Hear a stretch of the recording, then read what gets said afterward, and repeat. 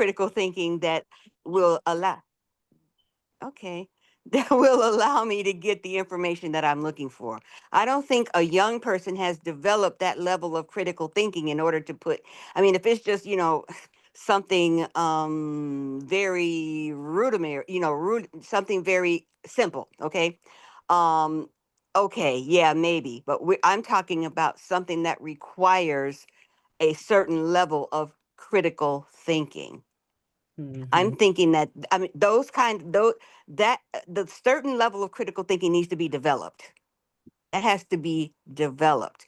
I'm not sure that that can be done with AI, because you need to be able to put those prompts in and have a certain level of critical thinking in order to be able to put the prompts in to get the information out.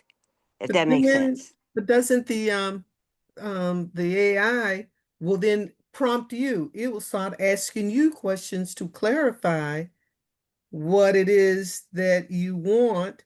And so it's a back and forth type thing. And I noticed, that. And so it's I don't know, it's based on the when you're talking about the kids in school, the type of class that they're in. I know when I taught English, um, I was struck, I was dealing with spelling and grammar and all, and then all of a sudden they start to say, don't even grade for that. Don't deal with spelling. Don't deal with this. Mm-hmm. If you can get them to write something, you've accomplished a lot. So I Mm-hmm. don't know.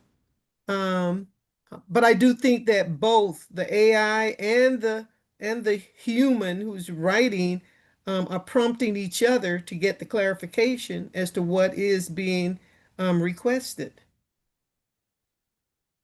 Mhm.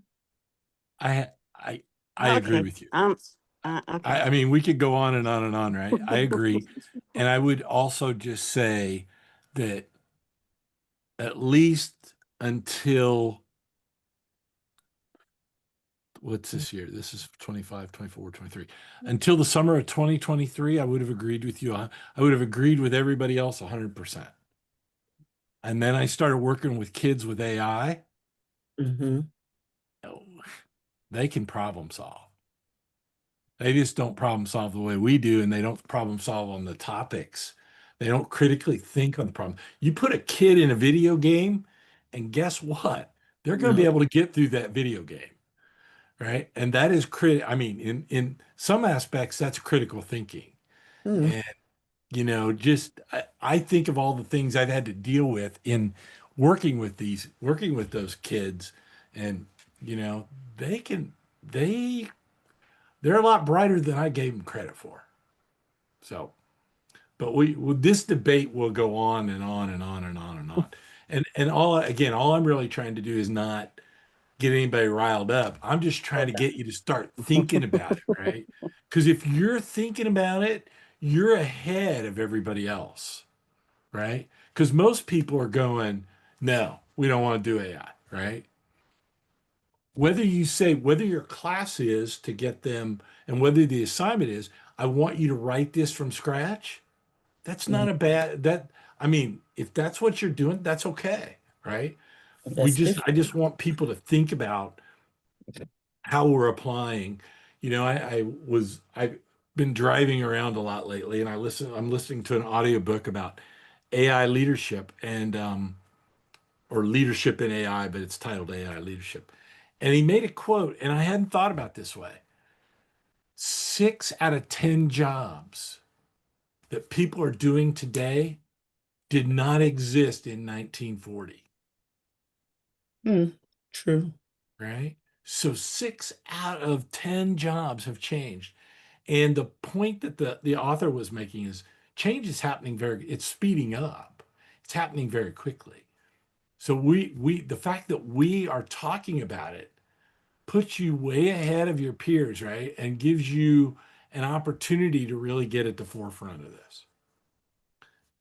And I will say, I love the conversation. That was good. Okay, so let's move on. So, what we're going to talk about today is um, understanding language models in GPT.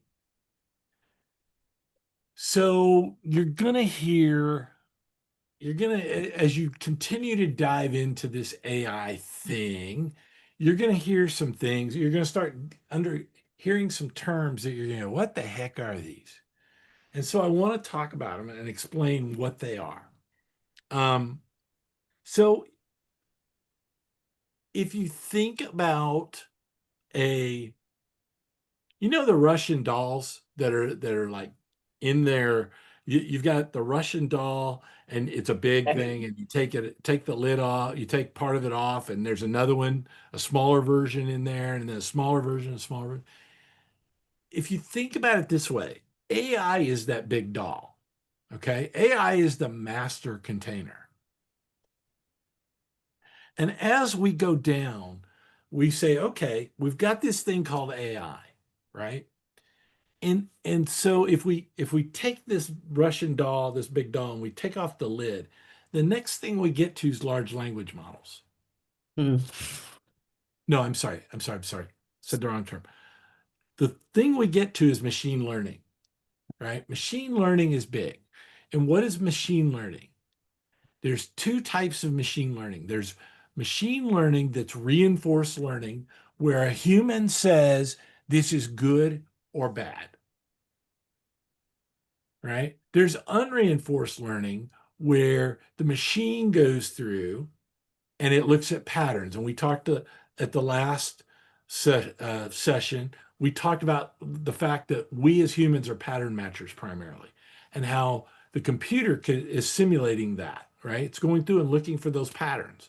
You know, Mary had a little lamb, right?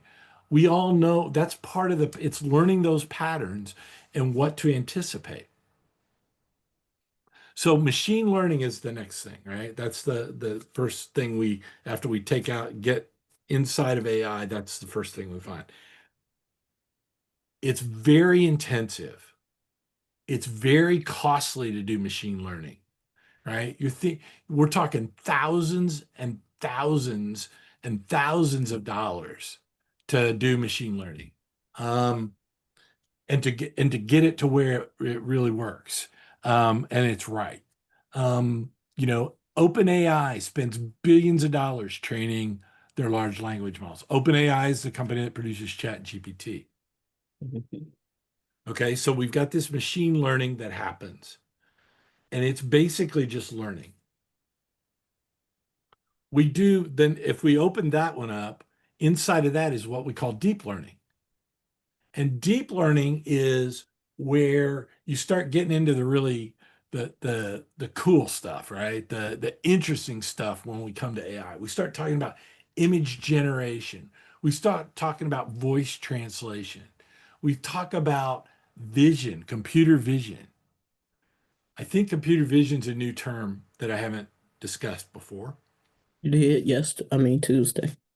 I did talk about it on Tuesday. Because you're Okay. working on your own program to do computer vision. I don't know what Yeah, you yeah, yeah, talking yeah. about it. Yeah. Computer vision is where you can now you can upload a document, and an AI can look at it, and it makes a guess at what it is, and it's getting pretty good at what it is. You can upload and I could upload this slide, understanding language models and GPT technology. It can pull all the text out of it. You could upload just a picture. You could upload just a picture of, you know, LeBron James dunking a basketball, and it would know who that is, right? That's how they do that's how they're doing facial scanning, right? They're able facial recognition. That's how Mm. they can tell that who it is. That's why it's gotten so much better all of a sudden. Is because they're using this deep learning to go in and understand what those things are, right? What these Mhm. different faces are. So you've got deep learning. And if you open deep learning, inside of deep learning, the next layer is generative AI, Hmm. right? What's generative AI? Generative AI is ChatGPT. It's where we talk to it and it gives us something back and it generates its response automatically. So we could ask it to create an image for us. We could ask it to create a song for us, create lyrics for us. We could ask it to write a document. We could ask it to create a blog, right? It'll generate that, but we're doing it with natural language. And the first thing, the easy thing to do was text, right? Because we can do text. You can take, you can see text as a word. You can see the letters. You can make that up. It's repeatable. There's only 26 letters in the English language. You can fit, and then you got a bunch of symbols that go with it, right? Like apostrophes and questions and those kind of things. It's a defined set that you're looking for. When you get to images and you get to voice, you're talking about what? You're not really the image of understand or the image of this slide of understanding language models and GPT technology. When you're looking at that, that very much it's pixels, right? What's a pixel? It's a little teeny tiny dot that could be one of 256 colors, right? And you add 250, you add a bunch of pixels together and you get a higher resolution. You get to you can go to 64,000 and you can keep going with the resolution, right? As we shrink the pixels, make them smaller. Mhm. That's not generative AI itself. Text can't do that. But when we take that deep learning and we apply it against that, we can. We talk about large language models, right? And I talked about those. We go train those. That's the underlying data. That's the underlying magic sauce to everything that's going on right now. And those are created by those large language models are created by training. They're trained, they do machine learning, they do deep learning on them. We do reinforcement learning, which is when you click the thumbs up or the thumbs down on chat GPT response, right? That's what, when you talk about reinforcement learning, that's the most obvious one. But there's tons of people, tons of work that's being done doing that as well when they're producing these large language models, right? They're looking at it to say that here's two pictures of Chris Daly. Does it match? Right. Um, so, you know, that's far enough. That the large language models are really where the sauce, the secret sauce is, right? When we get the next level, right? The next level is um is agentive AI, which is what? Say that again. Agentive AI. Agentive. It's AGI. A AGI. Agenti. Yeah, I can't say it. Right? So what is that? Hmm. Is it What's agentive AI? ADJUSCTIVE? It's AGENTIVE, artificial intelligence or AI. That's where it's operating without a human in place, Okay. right? That is where it can recognize things and do them without a human engaged. And depending on which hype machine you're listening to, it's going to happen next year, or it's going to happen in 2030, or it's going to happen by 2040, or it's never going to happen, right? But that is at that point, that is where the danger zone is. Is this kind of sort of in the realm of what they're using to comb through resumes, or that's at a different level? That's a different level. Okay. So resumes would be like um, would be at the machine learning and deep learning. Okay. All Right. right. Now, if they were, if say you had, what would be a good one? A good one would be if you had an agent that sat, right, and based on a variety of economic factors, Mm-hmm. automatically either bought or sold something, Okay. right? And you give it parameters, but as it experiences it, as it has experiences, it automatically makes those changes. And it it takes the human out of the decision making. And that is where most of us get scared, right? But that's a ways away. And my opinion is, for what it's worth, is I'd rather be engaged and understand what's going on and how we get there rather than just being sticking my head in the sand and hoping it doesn't ever happen. Mm-hmm. Okay. So I've told you what large language models are, right? They are, it's where we have machines go through and analyze data, and then they generate human language using patterns.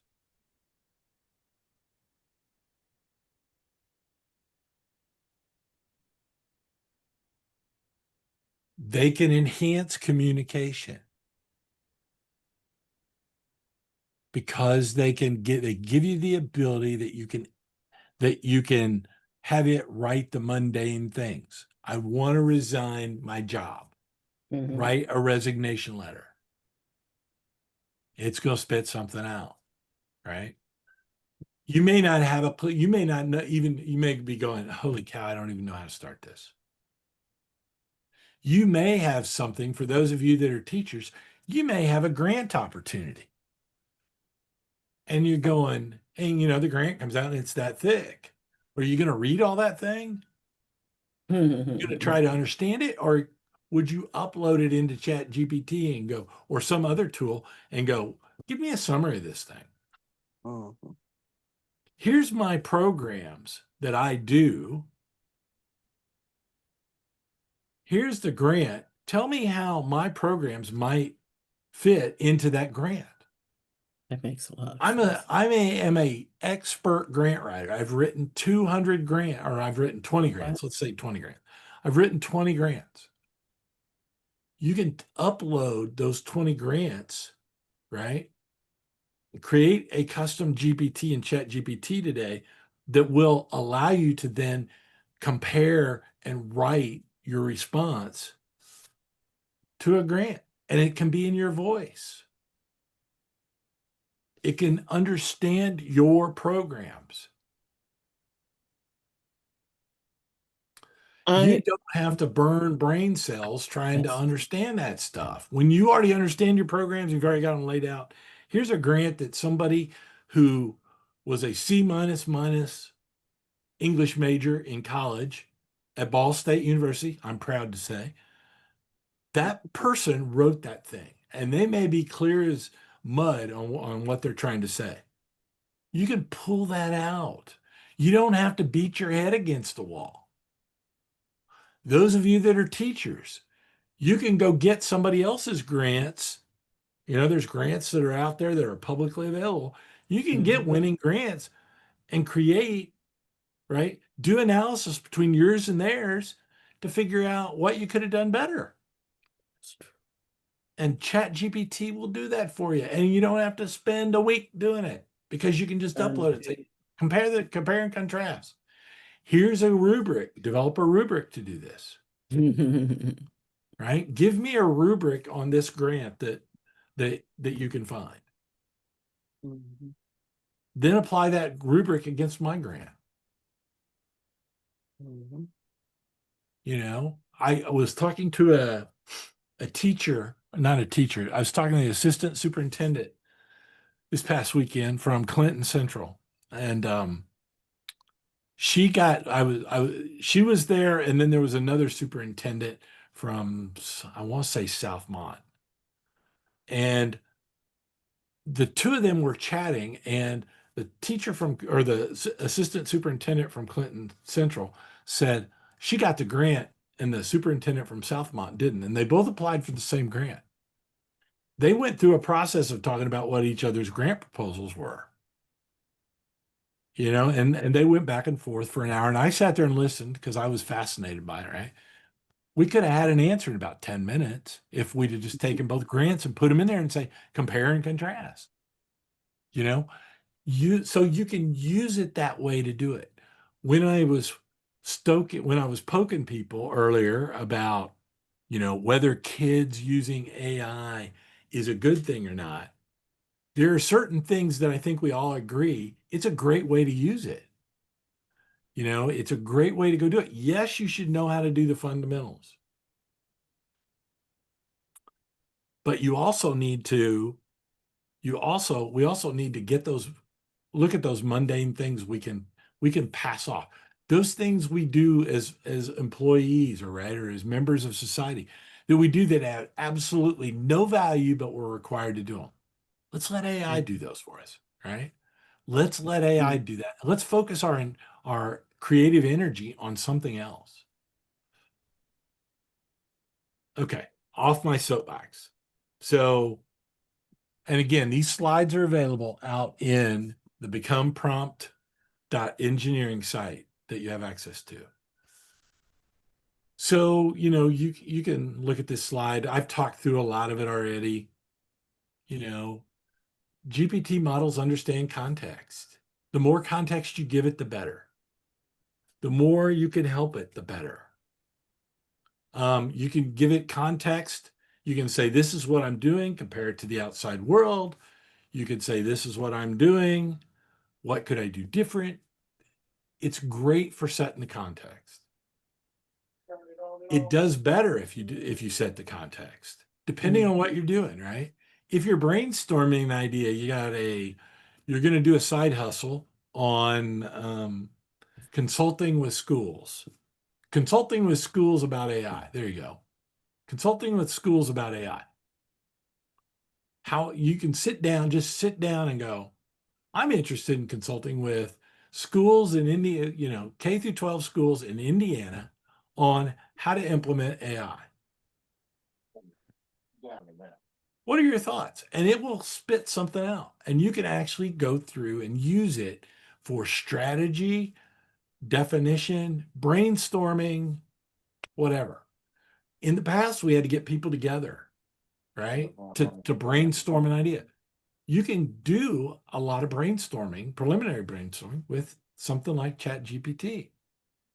Now, is it like, if we're doing a grant, you use it to help you brainstorm, you can do your comparisons, all that other stuff. You're right. You ask it to help you write the grant. You're right. It says, okay, let's create an outline. Then you go through and write the grant. Do you just copy and paste it and take it in? Kathleen, you're shaking your head no. Why no? I mean, there's some things when if I really fine-tuned it, I might be able to copy and paste, but I don't always like a word. I take out all the M dashes, and either put a period there, a comma, a colon, whatever, to make it sound more me. And then I talk to it about, please stop putting those in my paper. But it's I have a GPT. I guess it's a G. That's what you call it, a GPT, that I've used for the last 2, 3 years. How long I've been using this grant, maybe, and it's got all the information that I've input related to my program. And Mhm. so now I can pull things out really easily. And some of the things I take and some of the things I don't. I'm like, okay, I want you to write a plugger for my program. And it starts, and I like some of it, and then we go back and forth, Martin. And I was like, no, Martin, that is totally not it. And you give it more and ask it to build on that. But I don't take everything and just copy and paste. You don't want that because that's not you. Yeah. I think about it like a work product, Yeah. right? So Hmm. whatever you're doing, that's your work product. And you may Mhm. be using tools like Adobe Illustrator, Adobe InDesign, Grammarly, PowerPoint, Word, Excel, whatever tools you're using, To but make you're the one orchestrating, right? right. Um, I think, and that orchestrating just made me think of an example, right? An orchestrator of a marching band, or the orchestrator, the director of a symphony, Mhm. or the director of a movie. They're directing. And that's the way I view AI. You're directing it to do things. And it's a work product that you do. And invariably, you've got to do some things to it. You cannot, most people would not dream of taking, just literally copying it out, pasting it into a Word document and go. Most people wouldn't do that. And the reason they don't do that is because they take pride and ownership and they want it to be reflective of who they are and their values. And so Mhm. I use in my mind, I'm always thinking about the 80-20 rule. Mhm. We use the 80-20 rule to get our work. 80% of what we do is created by the 20% of Chat GPT, right? It gives us a draft. And then Mhm. we go through and we fine tune it and we work really, really hard on that. And I have yet to have anything where I can actually just do it all in Chat GPT and copy and paste it, right? You really have to work hard at it. And so that's the way I view the GPT models. Boy, I've been talking a long time for as far as only being in 9 slides in. GPT's models can learn, right? They've got advanced performance, they're fine tuning, pre-tuning. You've got the pre-training side. That's kind of what OpenAI is doing, right? And then they go through and you start fine tuning these GPT models. So you start with the big model, and then we take it and we start fine tuning it for special things we want to do. I want you to be an expert grant writer. Mhm. I want you to be a director of the level and of the school of Quentin Tarantino, Mhm. right? Or I want you to be the a science. I want you to be a statesman like Barack Obama, right? Whoever you choose, that we're narrowing that focus down, right? And that's really when we start getting into the fine tuning. We can add our own materials to it, right? We can add our own documents to it. And then we get better results because we can go through and we use it. When we get to advanced performance, we're going to use something to go back and look at that and fine tune that data. Whether we're creating rubrics, whether we're asking it to review it, whether we're having other people review it, right? And that we get better and better results from GPT models the more we work with them. We talked about applications. One of the things I'm working on right now is there's a tool called HeyGen, Mhm. and HeyGen's a video generation tool. They have an advanced paid version, which I don't have right now because I don't use it all the time. But they've got a version where you can go in and create an avatar of yourself. And then when you create that avatar, then you can embed it on your website, and they could come in and you know, you could come in, and when Denise comes into my website, she could actually ask a question. There'd be, me in a window answering her question, right? Yeah, you got chatbots who you can do that today. But do we feel better when we can actually see something, see somebody? Right now, most of us don't feel comfortable with that. But is that something that we'll feel comfortable with in the future? Maybe. Creative support, there's a lot of talk about um, customer service. Support made me think of customer service, how we could use it for customer service.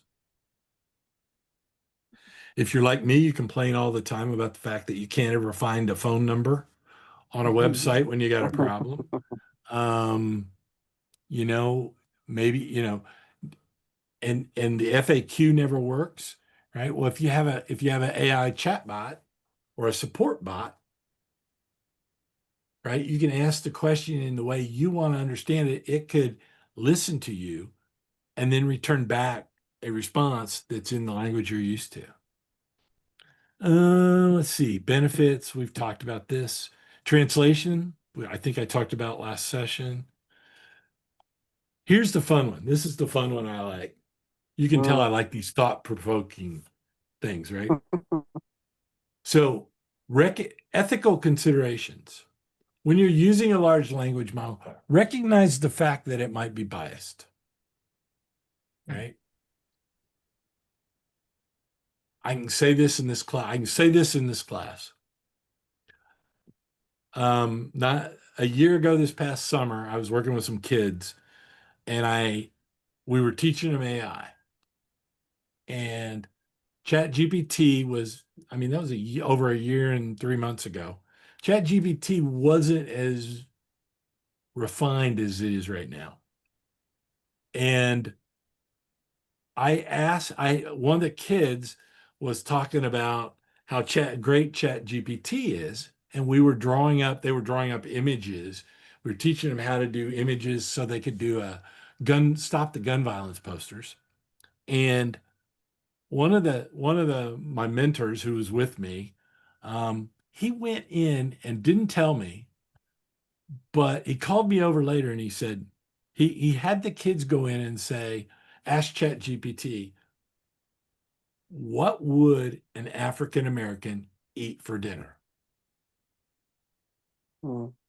And it gave you the standard answers that all the stereotypes, right? The old stereotypes of fried chicken, mashed potatoes, watermelon, all that, right? And the reason I say that is to help you understand that it can be biased, right? There's a lot of hate, a lot of bad things that creep into these things because they're bringing all this data in and they're training it. And the people that are training the models Yeah, their own bias. may not have a diverse viewpoint. They may not know to check and see what happens when you put this in or what happens when you put that in, right? What does the model do? So recognize the fact that your models could be biased. And it's both good and bad.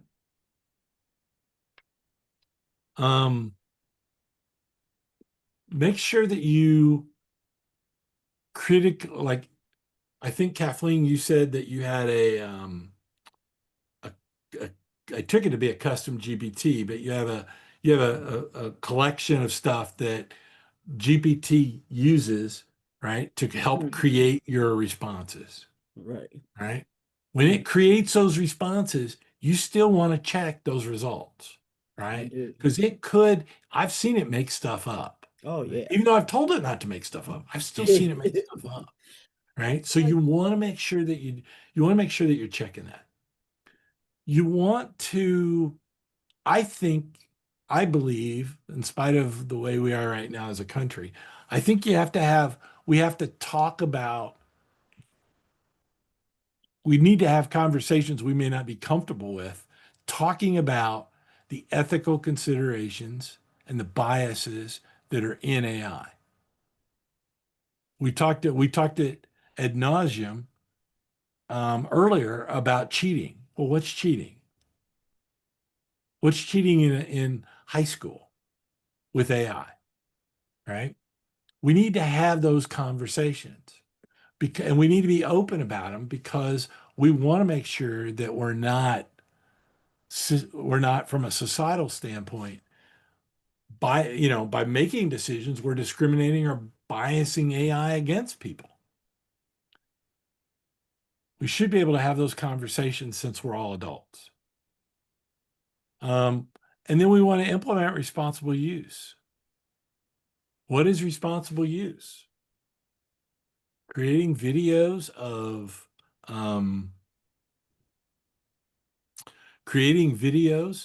that defame people or ridicule people or bully people. Videos that take high school kids, take high school girls and pictures of them and strip them down and figure out or make a guess on what they look like without clothes on. Generating porn. I mean, there's all kinds of things that were never possible before. And by the way, the concept of creating videos, I had another teacher tell me they had to deal with the fact that kids were watching anime porn Oh, wow. in Wow. school. And if for those, I'm assuming everybody knows what anime porn is, but it's basically Japanese cartoons, Mhm. porn, right? How do you deal with that? Is that responsible? Is that responsible for kids to do that? Or responsible for adults to do that and make it available? There's a whole, should you use it? Should you use it to represent something? I'm, as you all know, after just 2 hours with me on Tuesday, I'm pretty straightforward, right? Is it responsible for me as a 64-year-old white male that is a one-man company? Say I'm a solo entrepreneur. Is it ethical for me to create a video with a late 20-something African American young lady and put that out there as representing my company? Yeah, I see heads shaking, right? No, it's not. I can do it, but should I do it? Right?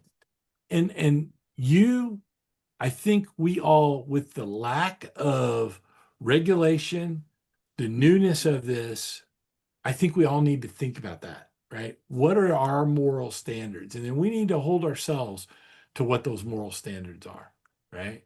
And think about those and then profess those to others. I think it's real important. And by the way, our lawmakers have no idea what this stuff does. Right? They talk a good game, but they don't know. Right? And they're gonna struggle. There's a superintendent of I heard the superintendent of the largest school system in Indiana, so you can guess who that is, go through and say, we need to be very careful about how we use AI and what our kids can do with it. And we need to put policy around it. Yeah.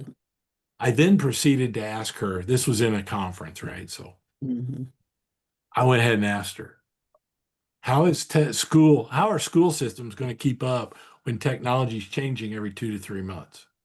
Hmm. She didn't have an answer, right? So how can you implement responsible use when you don't have an answer?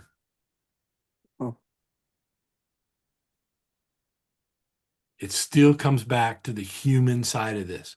It comes back to the moral side of this. What are our values? And it doesn't matter that you can do it with AI or you can a kid could walk into a store, and if somebody let him buy a porn magazine, right? It's still wrong.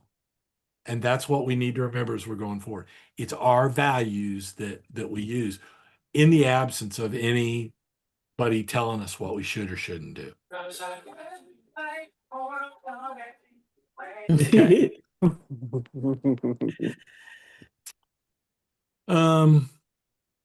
So the future. We want to get it available to everybody worldwide, right? This is my mission from this is our mission at InnoPower is to give people around the world not only the access but the training to be able to use AI, right? Broader accessibility. They're going to continue to get better. This is as worst as it's going to be. Things are only going to get better as we go forward. They're going to be able to develop deeper understanding, better reasoning skills, more capabilities. And, you know, a lot of people are pushing for this partnership between humans and AI to drive innovation. We want it to come alongside of us, not to be in front of us, right? Mm. Not to be making the decisions and not behind us. We want it to come along. We want to get, I mean, I think it's great. They've been talking about universal income. I've heard people talking about universal income. When we get to the point where AI can do everything, then we just have universal income, right? Nobody has to work. Well, Mhm. we as humans don't do that, right? That's not going to happen. We're going to find something to do. And if you don't give us good things to do, we're going to find bad things to do, right? So, Right. but we always want that human involved. Um, so what's the primary function of a language model?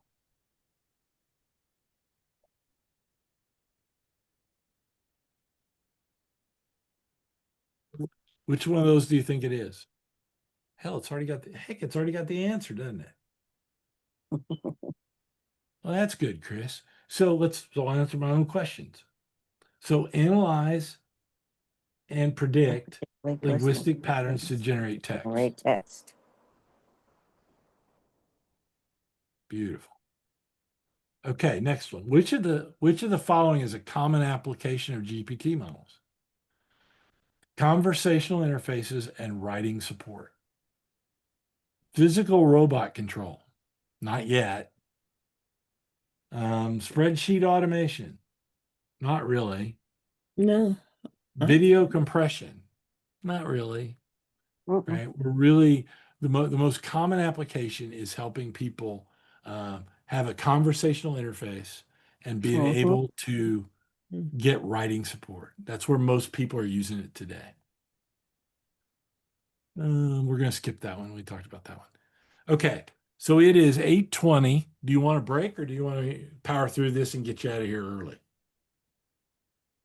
Let's power through. I vote Early. power through. Okay. Those of you that don't speak up, sorry. Okay. Understanding tokens in AI. We talked about that the last session, right? We talked about what tokens are, right? And it's not exact, but I think of tokens like representing words, right? Or Excuse me. representing phrases. It's the common measure that we can use to measure what it's going to take to do something, what it takes to do something. Whether it is you're asking it to generate an image, or you're asking it to generate audio, or you're brainstorming with it. It's that measure that we can use to figure out how much work it's really doing. And because we use that measure to figure out how much work it's really doing, what happens is a lot of your tools, a lot of your providers use tokens as a way of measuring your capacity. So if you buy the free plan, you get so many tokens. If you buy the creator plan, you get so many tokens. If you buy the professional version, you get a lot more tokens.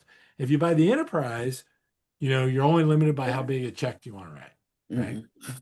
So tokens are the universal measure to measure how much work really needs to be and how much effort needs to be done for an AI to be generated. We use tokens a lot with text, right? That's the easiest thing for us to get to. It's the easiest thing for us to understand. So tokens end up being rationalized into credits. So if they're not using tokens, they're going to use this thing called credits. And credits, when you you're signing up for plans, credits are the amount of work that you can do based on based on what you're willing to pay. The credits, what is a credit really? I'll give you my consultant answer. It depends. It depends on who the provider is. But what they're trying to do is they're trying to give you as much capacity or as much capacity or as much capability as they can, and minimizing their risk that you're going to swamp them and make it too costly for them to go out of, they're going to go out of business, right? So if Mm-hmm. they give you too many credits for too little dollars, you're going to use all those credits up and they're going to go out of business because they're not making any money. If they if they give you too little credits for the amount of money you're paying, right? Then you're going to, what are you going to do? Buying New the better tool comes deal. along, you're going to fly away. I'm out of here. This is expensive. So they're trying to find a happy medium. Okay. Trying to find a happy middle. When we talk about tokens in prompt engineering, really what we're talking about is, and I think I said this on Tuesday. Think of it like you've got a desk, you've got a workspace. How much work can you put in that workspace? And when you run out of workspace, what happens? It You gotta starts buy shoving more. stuff off the back, right? Hmm. And you don't know what it shoves off or how much. It doesn't tell you, hey, wait a minute, I just shoved a bunch of crap off. No, it could have shoved off your most important thing, right? So it's important you understand that, because the things you ask it, when you're asking it to do things, especially in tools outside of just a GPT, right? When you're asking it to do things, the more complex, the more tokens you're going to use. So, and what happens when you run out of tokens? That's small. Gotta buy more. It didn't finish. It won't finish, or it'll give you a sorry product output. Yeah. It gives, say that last two words again. Sorry output. Sorry, output, right? Mm-hmm. What happens when your brain gets overloaded? Sometimes you just give made up answers, right? That aren't anywhere close. You get overwhelmed and that's very close to what's happening. When you shove things off, all of a sudden it goes off on a tangent. So what do you do to bring it back? What do you do to bring it back? Redirect. Pay more. Redirect back, right? Mm-hmm. Redirect back to a document, maybe upload the document again Yeah. so that it can do it, or build on the document. If you're building a document, build it incrementally, Mm-hmm. right? So that it can build some more, build some more, build some more, copy it out, keep building, copy it out, right? Do checkpoints, things like that to help keep it on track, because it gets lost sometimes, just like we all do, especially somebody like me who's so old, right? You get lost, forget where you're at. So this is the process of token, how they go and identify tokens, right? So you've got text that comes in, they go in and they break it down. They break it down into logical units, right? Manageable pieces. And then they create their tokens based on the manageable pieces. And then they're ready. The tokens are prepared, and the tokens are what happens where the AI analysis comes in.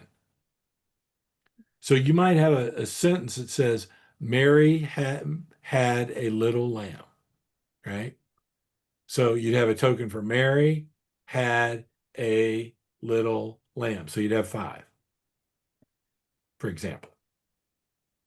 Are there any other tokens you could have?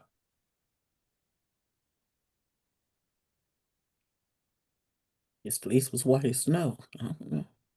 I'm sorry, I didn't hear you, Kathleen. I'm sorry, I said his fleece was white as snow. I don't know. Yeah, you could have that. But out of those five, Mary had a little lamb. There'd be another token that would be Mary had a little lamb, right? Because that's a pattern. Okay. You might have Mary had a, Mm-hmm. Mary had a little, right? So Okay. that when we talk about tokens, that's what they're trying to do. They're trying to get to patterns so that when we train the large language models, it starts to understand what those patterns are and it can guess ahead, right? Mm-hmm. So this is an example of that. I'll let you read it. I'm not going to read it to you.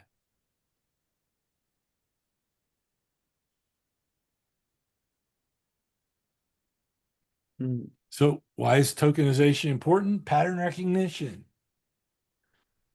contextual understanding.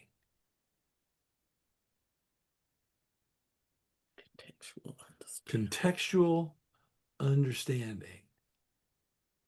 The word bulb. What does that mean? Depends on how you're using it. What do you Is mean? it a light bulb or is it a plant bulb, a flower bulb? Yeah. Or is it a new idea? Okay. Right. I mean, you could go on, we could play this game and go on and on and on, right? It's and thank you for saying, for answering the question. It is in context. So you've got bulb, but then we also have to understand what the context of it is.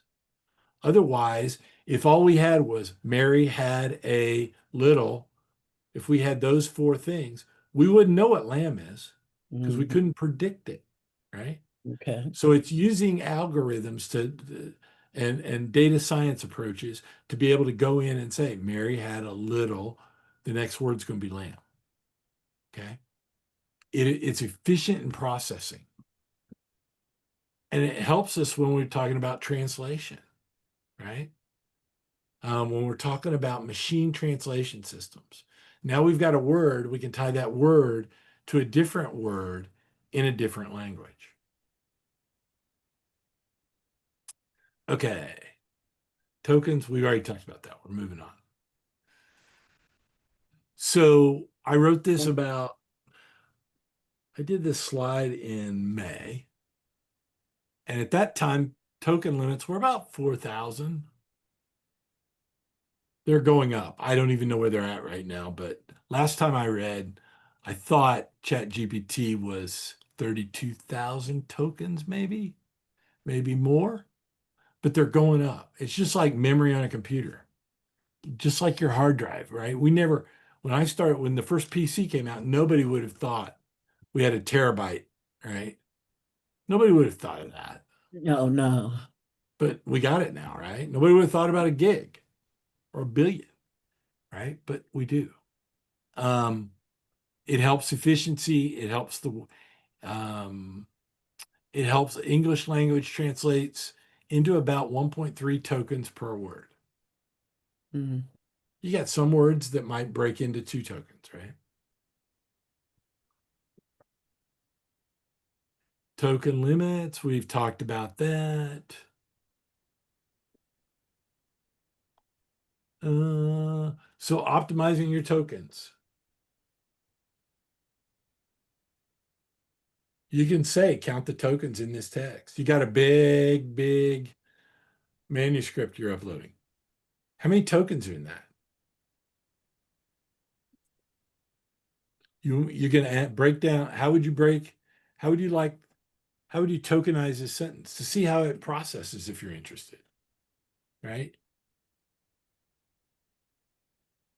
If you've got something you're doing repetitively a lot, like not once a month, but 500 times a minute, which is possible when you start talking about automation, you might think about what's a more efficient way to optimize this phrase.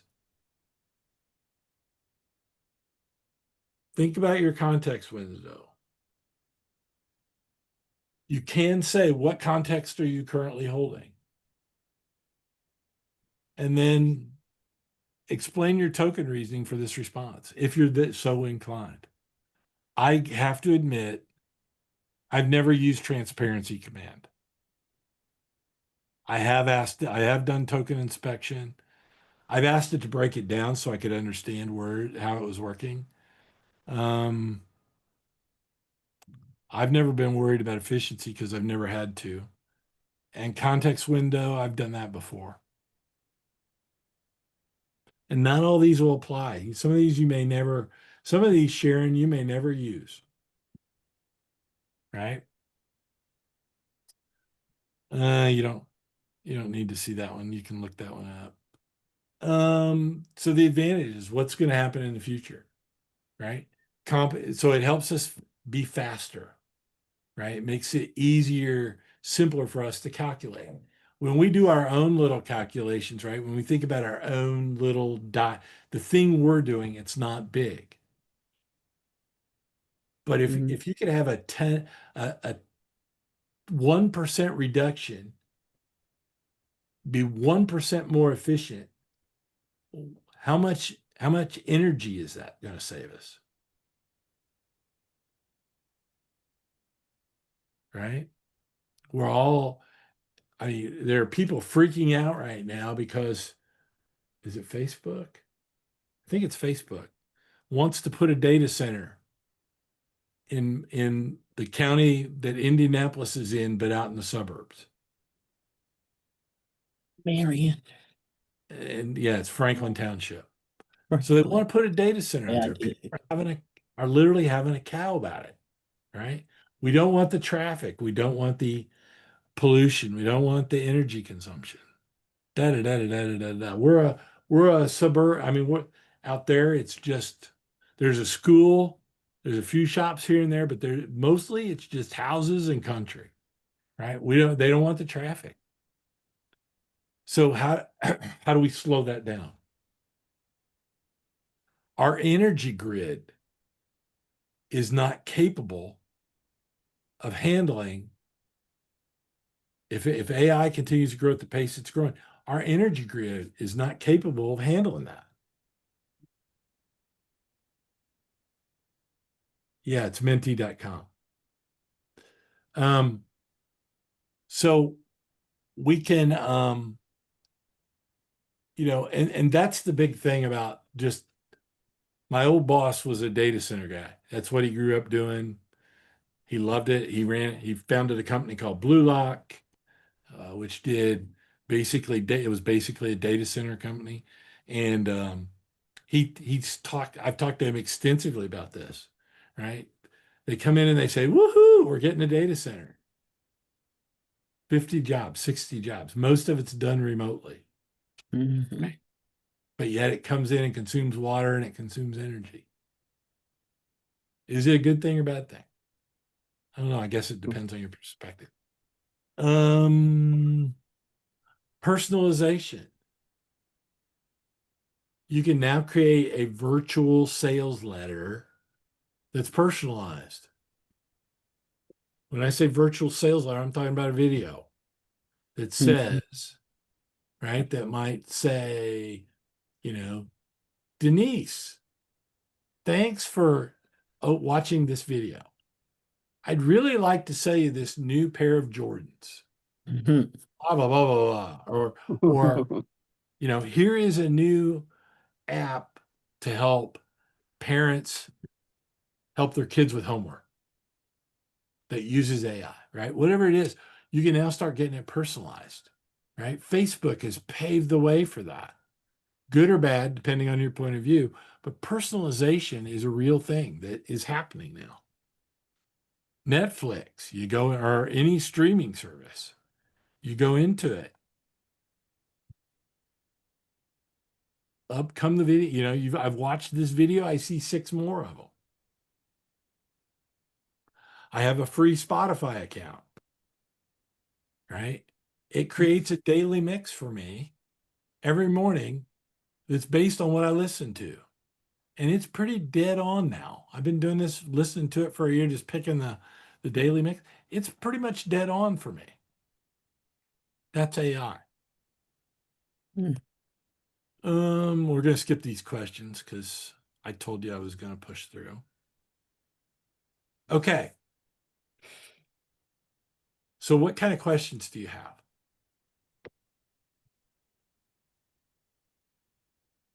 So this is where you can take yourself off mute and ask anything you want before I give you the homework. I'm displaying last Tuesday's homework. Well, I had a question. Hi, my name is Melissa.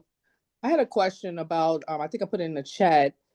I'm working with the senior population, creating some different things, especially since some of them have lost some of their benefits or training programs. How can we use AI with our senior population, 50, 55 and older, to make them understand and when it's good, when it's bad, and so on? That's a great question. What do you all think?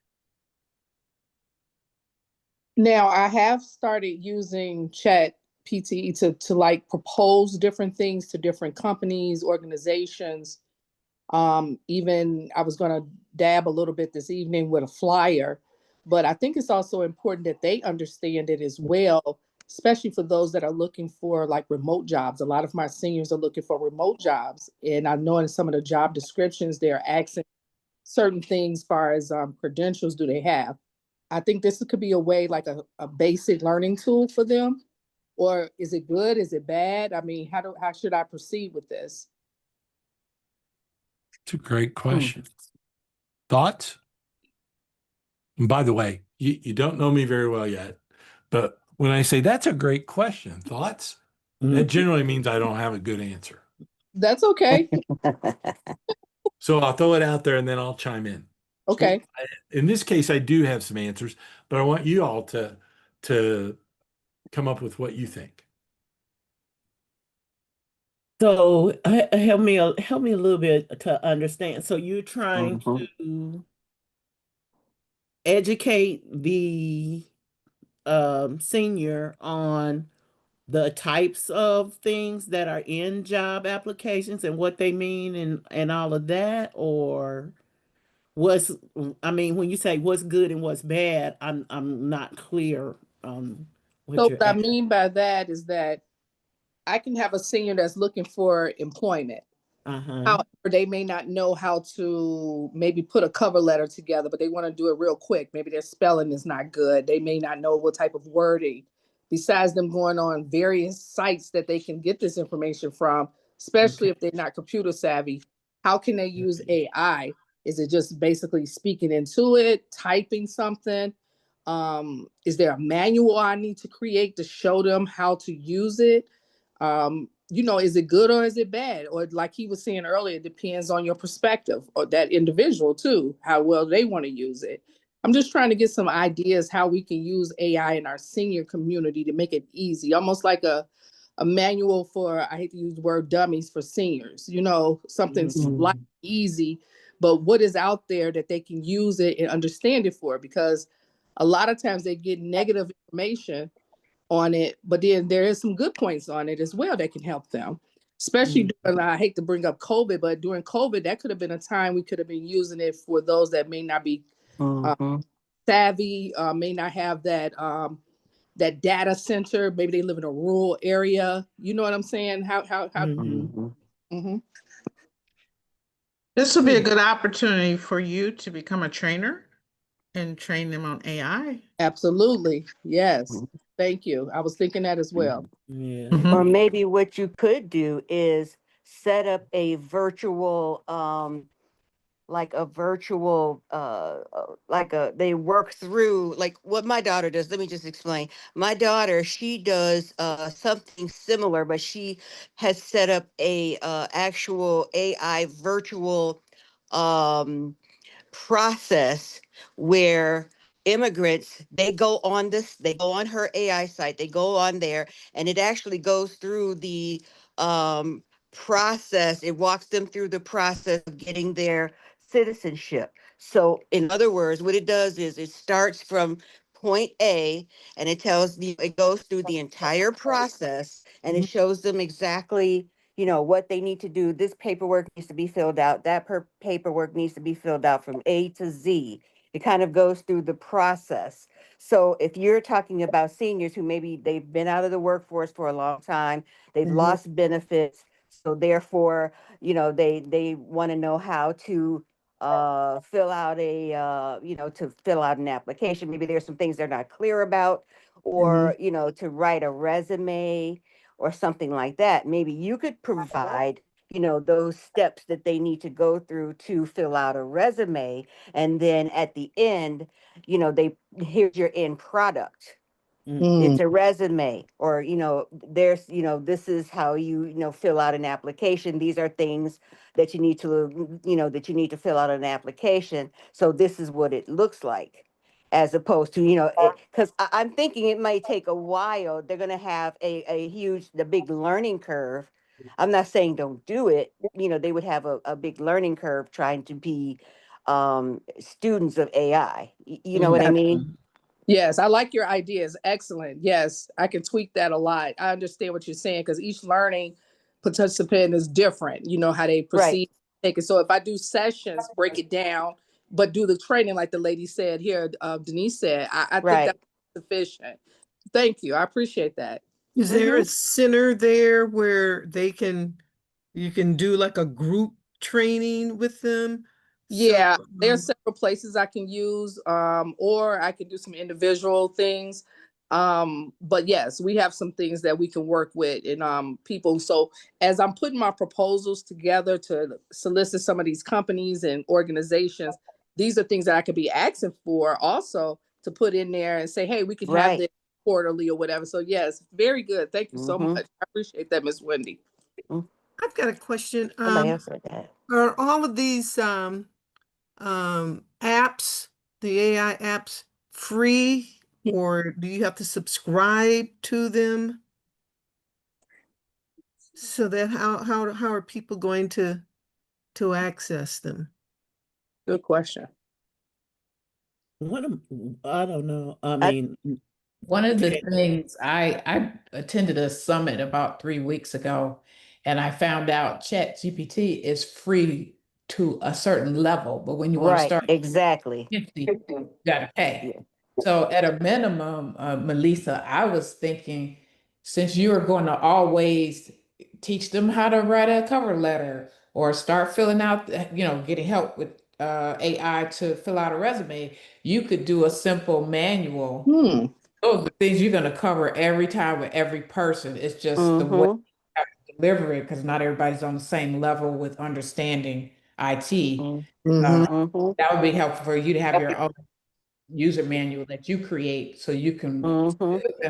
we're gonna go over a cover letter. This is the prompt you put in the AI. That's what I was thinking. Okay, I like that. Yes, yes. One of the things I was thinking is like you create your own GPT Mm, that sets them through. It asks them the question. They Right. put their information in. At the end, you just tell it to create my resume after it's answered all the questions, That's what and I was they saying. end Right. up with a Exactly. resume. Mm-hmm. So, Yep. okay, okay. or Are we going to cover that in here, Mr. Chris, or create your own, or is it real simple? Yeah, we'll touch on it. Okay. I took a note, so um, to reach out to you, we're Okay. doing. Were you here on Monday or on Tuesday? No, I got confused. I thought you had canceled it, so I Yeah, didn't do I that it. was. did But get an email that said it was canceled. okay. Yeah, Mm-hmm. Oh, there was a. We had a couple people trying to submit give you the invitation, and I like to do the invitation so that if I need to change something, like move it back a half hour or something, for some reason, I can do that, and we don't have to go through layers. Mhm. And we got confused on okay. the very start, so I apologize for that. Mhm. What I was going to say is, if you're not familiar with InnoPower, InnoPower is an organization here in Indianapolis, and we focus on Um, the we're really focused on outcomes. Mhm. That's the best way to put it. Um, we focus on trying to help people. That's why you're getting this class for free.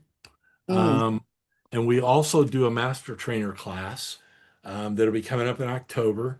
And it's 48 hours worth of training, which seems like a lot.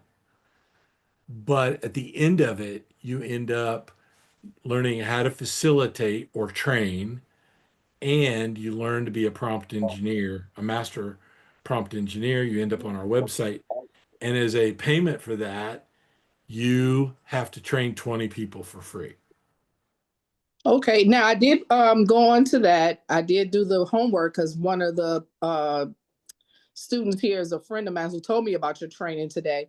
I saw the 9 simple habits and all of that. I did that. Yeah. I sent it in, but I did sign up for that. So this is because I'm getting all these different emails. Like today, I got all these different emails. I'm like, Yeah.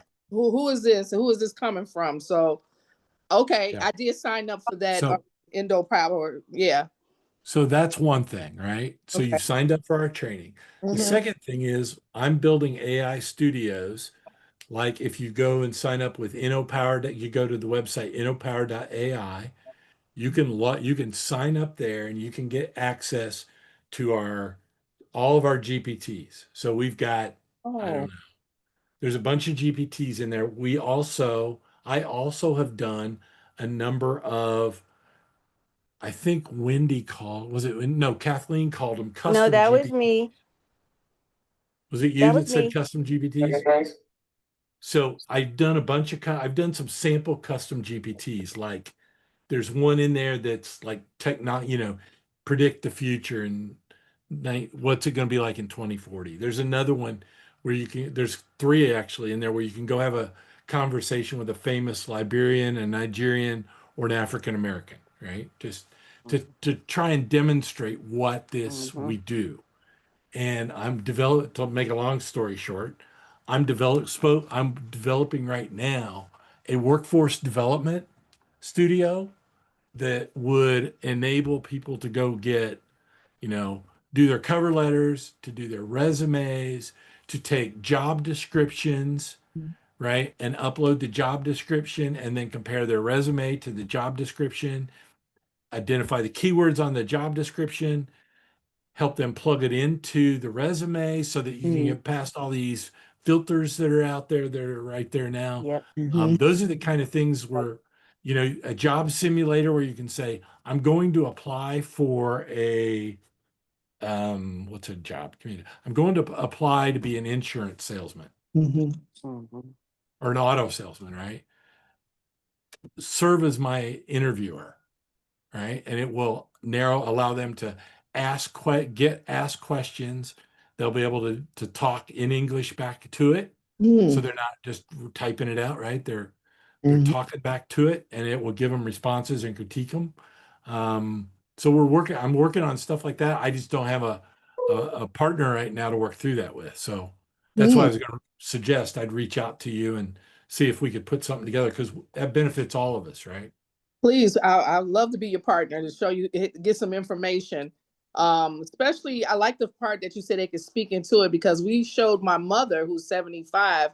She doesn't have to keep doing the text. She likes to talk, but Ma, you could talk into it. You would have thought that was the best thing since sliced bread that we showed her. Like, whoa, okay. So, I think that would help a lot Yeah. for those that do that. Yeah. Mm-hmm. It's also pretty powerful, that speaking aspect. I think Mm-hmm. um, I'm also talking to a couple of our master trainers about special needs kids, Mm. right? Because sometimes they struggle typing or they'll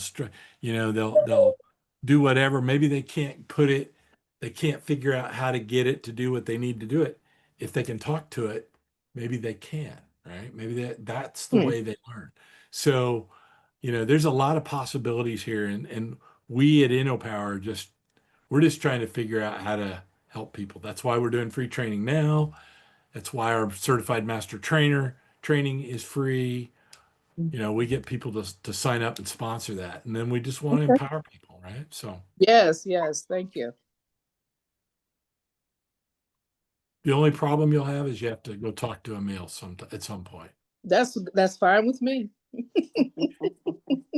I say things like that to see if I don't think he's here. Sometimes he shows up, but Mm-hmm. no, he's not here today.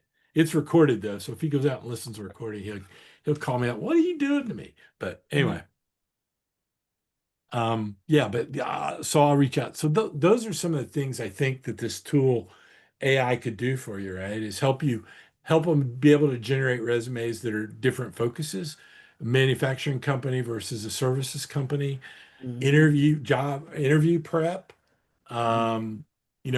assessments to identify where they need help. I've got a whole library of digital literacy stuff that I'm trying to find time to plug into and make available for free so that if, if you've got people that are, as you describe them, seniors, right, which is me, a lot of seniors don't have the skills that I have because they haven't, the life got in the way. They're not interested in tech, right?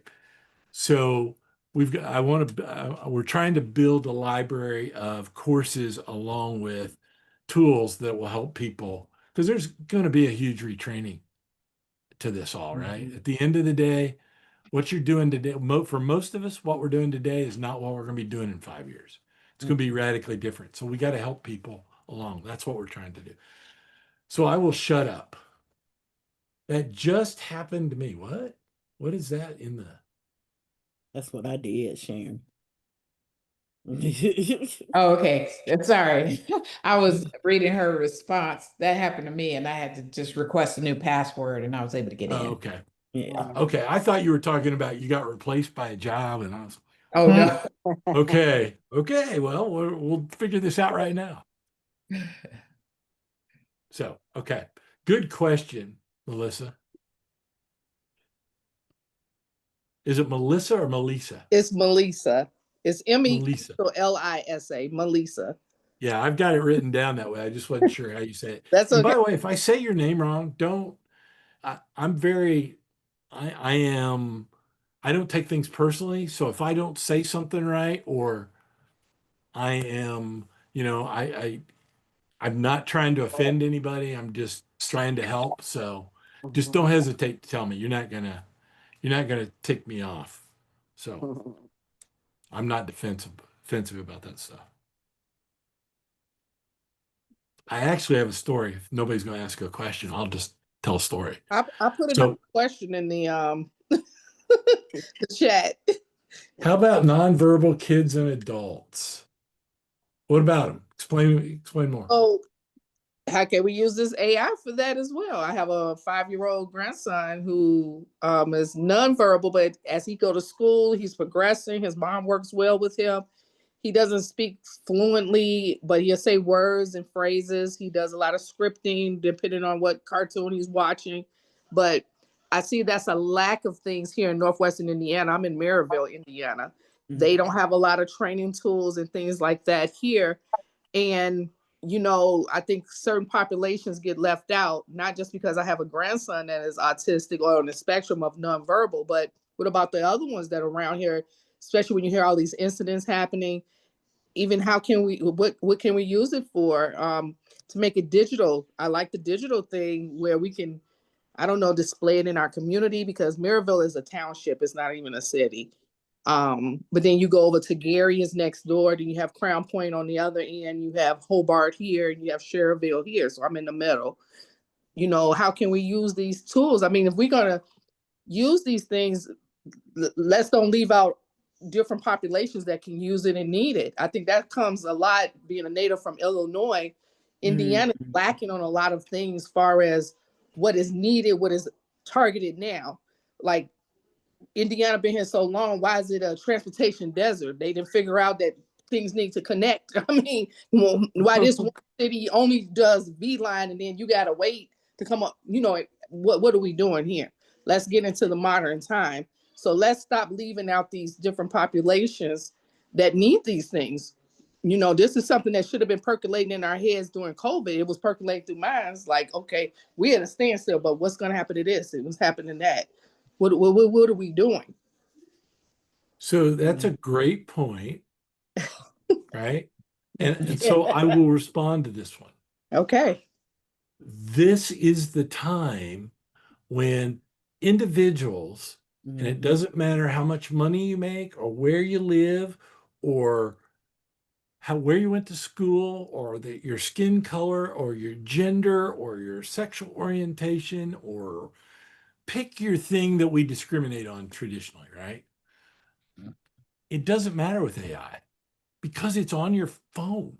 Mhm. So if you have an idea of you've got a problem, in particular, you said you've got a nonverbal grandson, Mhm. figure it out. You've got the tools to do that. Okay. Ask Chat GPT. I have a nonverbal grandson. What kind of tools could I use AI to help him? Mhm. He's 5 years old. What kind of tools could we use to help him? See what it spits out, brainstorm it. I've had kids as young as 10 and 11 creating images and pictures and song lyrics using AI. They've created songs. They've created coloring book pages. They've created, stories. There's no limit to what it'll do. The question is, how do we apply it? And you Mhm. have a specific need, a specific passion. Mhm. Go start brainstorming with it. Find somebody that's like-minded and talk to them. Mhm. I will throw out, and I keep throwing this out through the class, and I know I got to get something out tomorrow on this, but call me. You want somebody to bounce some ideas off of? Call me. It doesn't matter whether they're related to this class or they're your personal life or your business or your passion project. Call me. I'll talk to you about it. I'll give you some ideas. I'm free right Okay. now. Um, but whoops, my drug alarm. Call me and call me and let's talk and let's figure out how we can do that. Because there are enough people out there right now that are looking to get rich. They're looking to come up with a product. They're looking to start a company. Now's the time you can go do that. Now's the time you can go do that. And if by the end of this class, if you're not excited about AI, then I've done something wrong. Maybe I've done a lot wrong. I don't know, but I've done something wrong. And I'm going to try and get some folks in here next week so that you're hearing their success stories and what they do, right? Because we've got 30 people that actually made it through the class, and they do everything from one guy is running a publishing company, media company. Another guy's running let's see if I got this right, a drone certification program for people to get their FAA certifications on drones, Mhm. to marketing, to grief management, to education, to virtual assistants, to how do I use AI with a cleaning company? I mean, literally, one of our most outspoken people about AI literally owns a cleaning company. And that's what they do, Mhm. you know? And I don't mean to demean that. I didn't mean that to come across that way, but it's like, if I think about the That's a thing great that's point. most furthest away from AI, cleaning's probably up there, right? A Mm. cleaning company. I mean, you wouldn't think about it, but she's all over it, right? Her name's Omateo, and she's very, very bright. She's going to be doing something more than running a cleaning company, I'm sure. But, so there's lots of opportunities out there. How do you want to do it? And your best person to help you is Chat GPT. Or use InnoPower.ai for a couple reasons. A, it's always there, right? All you got to do is just get on your phone or get on your laptop. And B, it's the cheapest advisor you're ever going to get. It's better than buying somebody coffee and getting their opinion at a coffee shop, right? Some old fart like me. It's better to it's better. It gives you more well-rounded. You can have a conversation and you can do it as long as you want. Okay. Can I'm sorry. I was just going to ask Melissa if I could get her email address, and I wanted to send you something maybe after class. Would that be okay? Okay. I think she's nodding yes. Yeah, I see her head nodding. Okay. Okay, now I got to find my presentation because I bounced off because there's one more thing I got to cover and then I'll shut up. Maybe. Okay, homework. Oh yeah. I want you to go to Book title and become prompt.engineering. And I mentioned last week, for those of you that weren't here, we're going to do a project. You're going to do a project. You can either do it together, you could pair up with somebody, or you could do it yourself, however you want to do it. And I want you to come up with a project that is going to be something you're going to use. It could be, I've had everything from hair braiding to Al Jolson to how to market to plumbers to just all kinds of stuff. Fantasy novels, biographies. I had one person write a biography, whatever. I've had people do marketing plans. I've had people do business plans. I've had them do just books, any number of any project. I don't care what the project is. I just want it to be meaningful to you. A passion project, something you're passionate about. I need you to come up with a title and an outline. And you can put those in the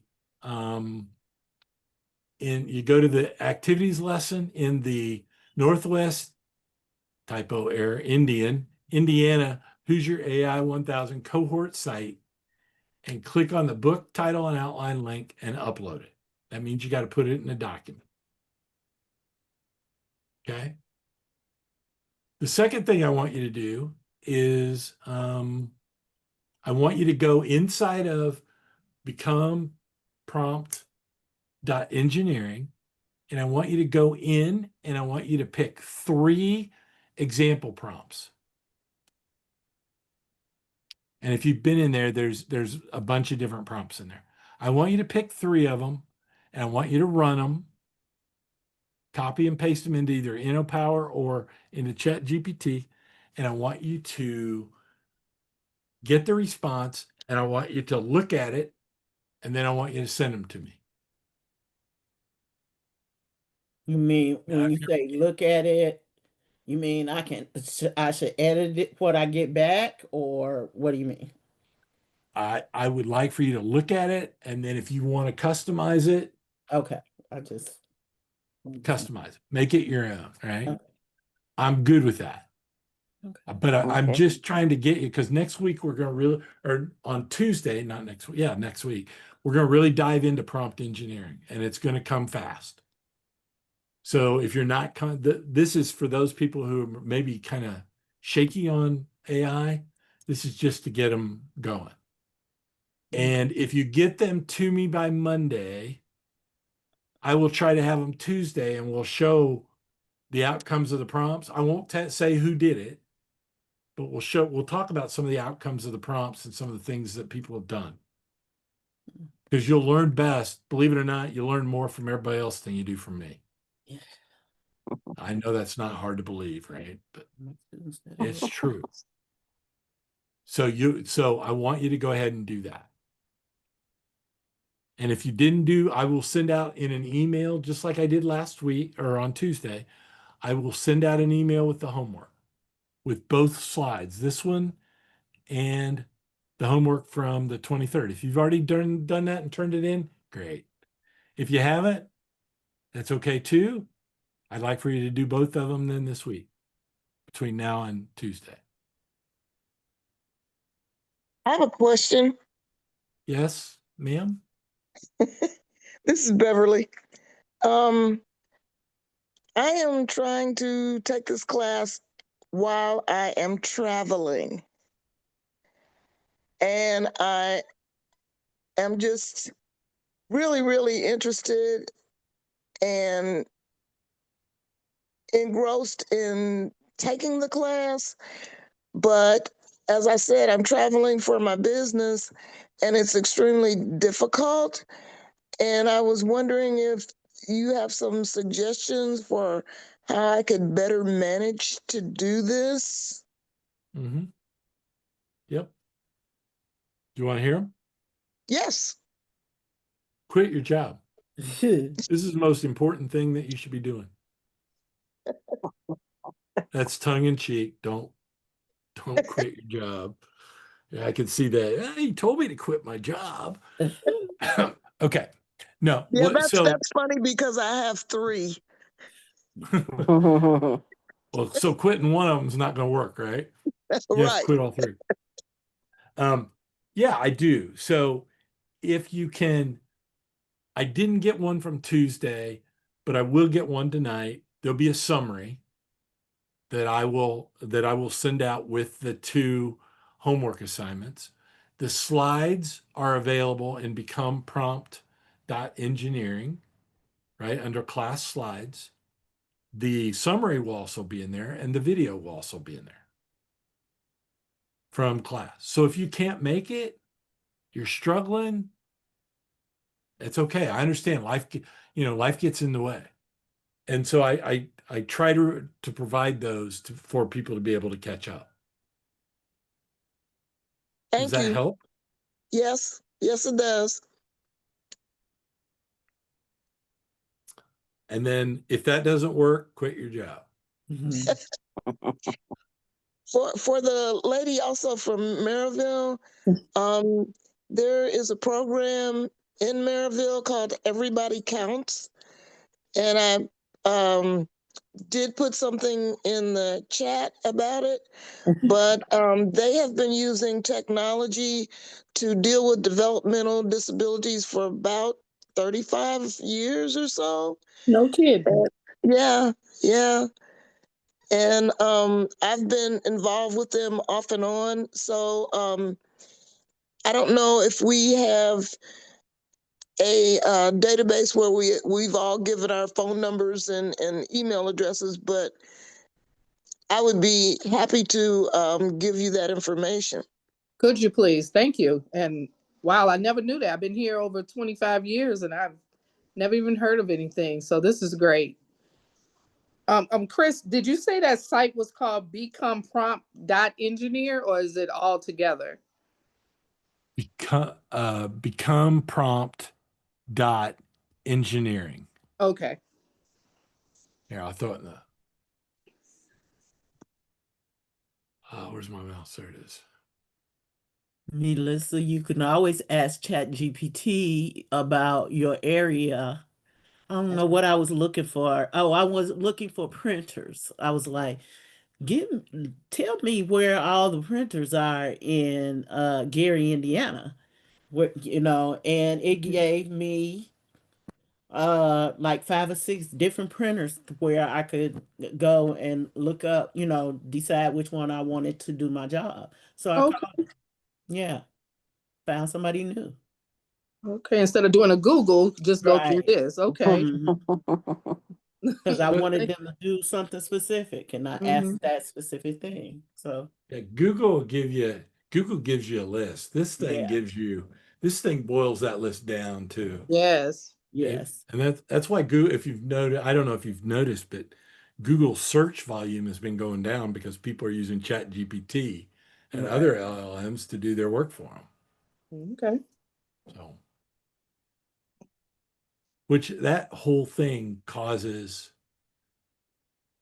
everybody's been focused on, what are the, how do your websites rank, right? How many people find your websites? Yeah. And we're kind of getting to the point, it's not going to be too long before it ain't going to matter. It's going to be more important for you to make sure that the large language models find you, right? That the AI companies find you. It's going to be more important than if Google finds you. Right. Yeah, there's going to be some changes for sure. All right. Okay. Yeah. All right. With that, I will go ahead and we'll wrap it up and I will shut her down and then it'll take it a few minutes, but I will send out the email tonight. Zoom has to process the video, but I'll get all that done tonight and it'll be out there for you when you get in the morning. Thank All righty. Night, all. Okay. Thank you, you. everybody. Thank you, Lalisa, everybody, did for you send me your email? Chris. Oh yeah, you want me to put it in the chat or do you What, mine? uh Do you want mine or are you Wendy. all talking? Wendy Willis. Yeah. We were out here. I'll just give you mine real quick. It's well, go ahead. Willis Mm-hmm. Financial at AOL.com. I get Okay. razzed all the time. You still got AOL? Yeah, I do. Okay, and I'll give you mine real quick. Lisa, Lisa Okay. underscore 60466 at yahoo.com. 60466 at Yahoo. .com. Got it. All right. Okay. Thank you Yep. so much, ladies, everybody. Thank you. All right. All right. Have Thanks, a good evening, everybody. everyone. Talk to you Chris. soon. Thank you, Okay. Chris. Chris. Bye-bye. Chris, please Bye-bye. reach out. Mm-hmm. I will. Okay. Bye-bye. Bye-bye. Chris.